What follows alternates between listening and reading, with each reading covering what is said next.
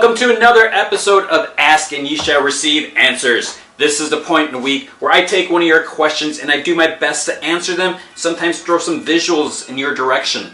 Now, there is also the Invincibly Supermassive comic book podcast of stuff where I answer your questions. I also sometimes can get creators to join in on the answering of the questions. But this question, this one actually came up last week. I was looking at it, this from T.F. Crocky from Robert. And I thought this was a really good question, and I wanted to use the visuals here, so that's where the video format comes a little handy here. Now his question is, what do I think was in the letter addressed to Cain, Scarlet Spider, from Julia Carpenter? So this was in Scarlet Spider number 12. What happens at the end, this was like the Christmas issue. What happens at the end, because Cain, as you might know if you've been reading Scarlet Spider, he's staying at a hotel. He came across a big bag of money from some bad guys. And he's living in a hotel, because why not? You know, that's what people with big bags of money do. Anyways, this letter is addressed to Cain Parker. And they're like, we don't have a K. Parker staying at this hotel, because Cain must not have registered as Cain Parker, because he still has issues with Peter Parker, the clone, all that stuff. So the question is, what the heck was in this letter? Because since he was not registered under Parker, they didn't deliver it to him. Now the big question is, okay, let's back up again. Who the heck is Julia Carpenter? She used to be Spider-Woman. She debuted in Secret Wars. She was the one in the black and white costume. Looked like the Venom costume. Now, because certain things happened, the original Madam Web, who was the creepy old lady, she was blind, she sat in a chair all the time, she had visions, she's always like messing around with Spider-Man. If you watch the Spider-Man cartoon from the 90s, she was always pulling him out of the middle of somewhere and being all cryptic and saying all weird things to him. So it's kind of the same thing. Julia Carpenter kind of inherited the role of Madam Web. Now she gets these visions. She sees the future. She sees different futures, but it's not like she can just say, hey, watch out for this. She's got responsibilities. She can try to guide and direct, but you can't muck around with time. So you got to be careful. You can try to nudge things in the right direction, and that's what she's trying to do. So the question is, because Julia wrote this letter to Cain, could it be possible it was about what's happening in Superior Spider-Man? Does she know, spoiler if you haven't read Superior Spider-Man or Amazing Spider-Man 700, Doc Ock is supposedly in Peter Parker's body. Doc Ock is now Spider-Man. Peter Parker is supposedly dead. They switch bodies. Watch the other video if you need to know what's going on in Superior Spider-Man. So Peter Parker is supposedly dead. He was in Doc Ock's body. Doc Ock was dying. He's in Peter Parker's body. Now he's the Superior Spider-Man. So what it kind of looks like is, did Madam Web, did she try warning Cain that Doc Ock is doing this crazy plan, this crazy scheme, all these shenanigans, that he's taken over, that's not Peter Parker? People are at risk, especially Mary Jane. Everyone's complaining about that. It's hard to say if that's the situation. Now, before Julia disappeared, I believe the last time we saw her was in Amazing Spider-Man 695.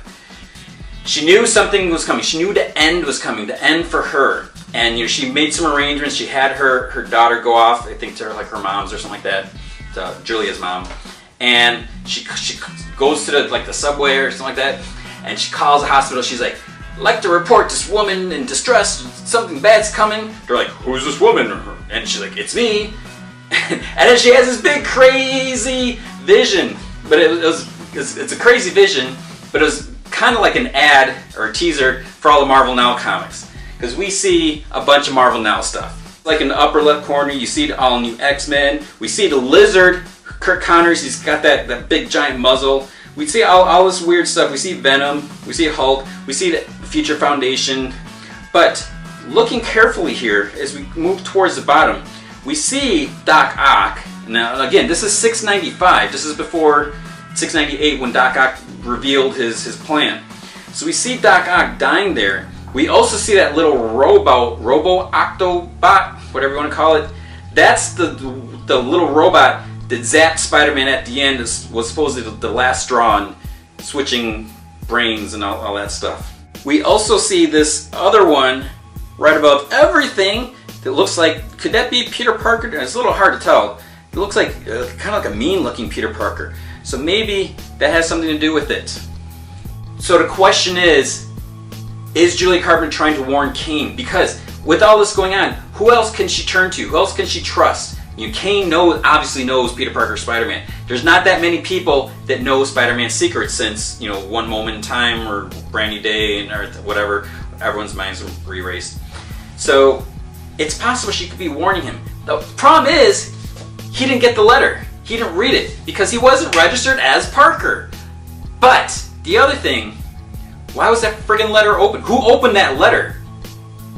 Because it's sitting there. Someone opened it. Someone read this letter, and that makes me kind of think that it can't say that, it can't give the details that's saying Peter Parker is not Peter Parker, it's really Doc Ock, because someone read, and I don't think, no, here's the other thing, I don't think Julia Carpenter is just going to write a letter and just say, oh, Kane, by the way, Peter Parker, you're the guy you're cloned from, had his body switched. She's not going to put that in a letter.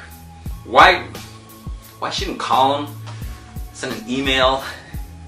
His emails can be intercepted. But the thing is, we don't know what that is. It's possible, you'd want to think that it has to do with Superior Spider-Man, with this whole thing. Because Chris Yosta's, he wrote it. He's also writing Avenging Spider-Man. He's working with Dan Slott on all the Spider-Man stuff.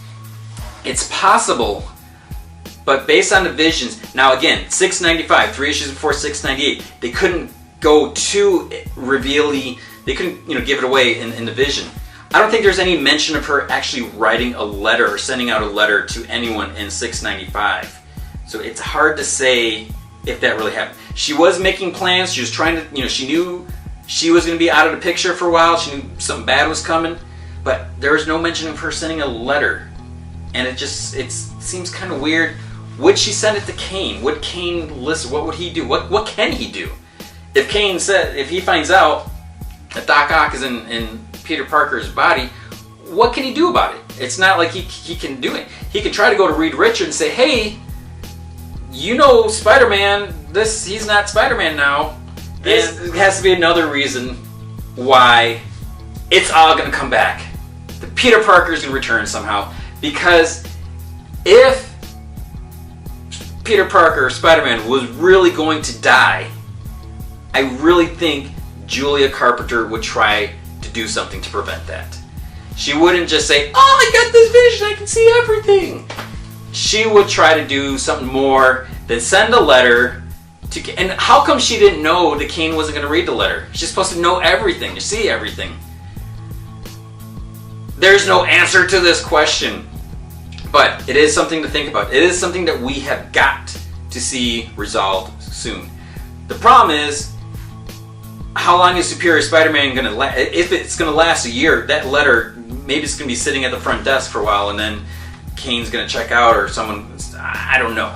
It seems that it's probably has to do with something with Doc Ock. We don't know. I'm almost wondering if it's something totally unrelated. That, maybe something else is going to happen for Kane. Maybe it's saying that Ben Reilly's coming back, but he's not coming back. I don't know. So what do you guys think? It almost seems too obvious that it would be about Superior Spider-Man and Doc Ock. That makes the most sense, but again, it seems like it's too obvious. So could it be something just totally unrelated, where maybe, Julia's just say, hey, Kane's trying to be a good guy now, I'm going to give him this little heads up about something else. Totally unrelated to Spider-Man.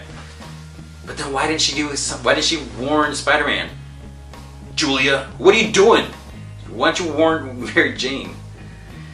So let me know what you guys think, because obviously there is no answer, and that was a question. The question was, what do I think, not what is, because who knows? We don't know. So let me know what you guys think. Did Julia know that Superior Spider-Man, that Doc Ock was going to do all this stuff? Did she know this was coming? And did she just not say anything because either she didn't have time, or she's got to let certain events happen? Or is it because Peter Parker's not really dead, like I said? And maybe she's just like, okay, here's a little bump in the road, but it's going to get resolved, soon.